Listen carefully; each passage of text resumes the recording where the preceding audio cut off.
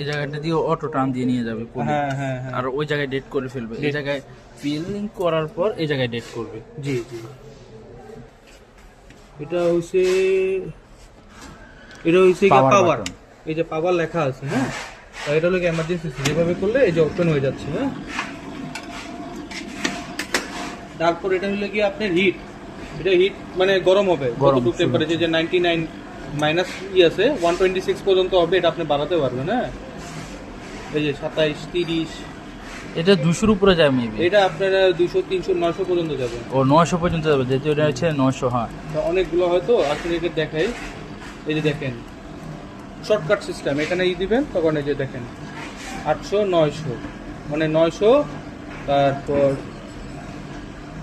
900 পর্যন্ত।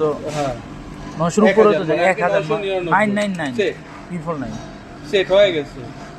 এখন আমাদের তারপরে যে আস্তে টেম্পারেচার আস্তে এটা বাড়বে, 999 পর্যন্ত যাবে। 99 পর্যন্ত যাবে। তারপর আপনার ধরেন আমি ইয়ে করি, তাহলে এটা আমি কমায় দিই, ধরেন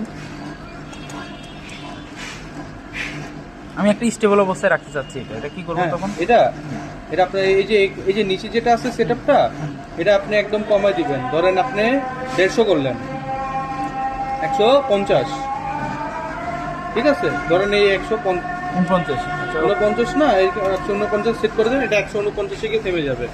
আর যেহেতু একটু হয়তো বা আমরা একটু সেটআপ করছি, তো এটা হয়তো বা একটু বাড়তি হতে পারে হিটের কারণে। যখন হিটটাই হয়ে যাবে তখন এটা আপনার নর্মালি এসে আটকে গেছে, যখন হিটটা একটু কমে যাবে তখন 149 এসে পড়বে। তারপর আমি একটু দেখাই যে এখানে দিবেন, এখানে দিয়ে সুন্দর মতন এদিকে দিয়ে দিবেন। দেখেন এই ডেট কোটিং সহ, এই যে দেখেন নাম, এই যে লেখা টেখা সহ এসে পড়ছে। ও আচ্ছা আচ্ছা, ওই যে সিলের উপরে হচ্ছে আপনার ডেট কোডিংটা হয়ে যায়। জি জি জি, সিলের উপরে ডেট কোটিংটা হয়ে যায়। আচ্ছা, সেই দেখা গেছে যে ওই মেশিনটা যখন করবেন, মেশিনটা অফ করার আগে ফ্যান অন করবেন বা হিটটা অফ করে কুলারটা, তাহলে আপনার দেখা গেছে মেশিন যখন ঠান্ডা হয়ে যাবে। আর এটা হলো স্পিড রেগুলেটর, কম বেশ কত দ্রুত সিল হবে এটা। হ্যাঁ হ্যাঁ হ্যাঁ, কতটুকু দিয়ে যাবে, স্পিডে যাবে, কত স্লোতে যাবে, এটা আপনি রেগুলেটর আপনি হিসাবে করে দিবেন। এক, পাওয়ারটা যখন আপনি অফ করবেন, অফ করার আগে অবশ্যই এটা আপনি আগে ফ্যান অন করবেন। ফ্যান অন করলে মেশিনটা যখন ঠান্ডা হবে তখন আপনি এটা টোটালি অফ করে দেবেন মেশিনটা।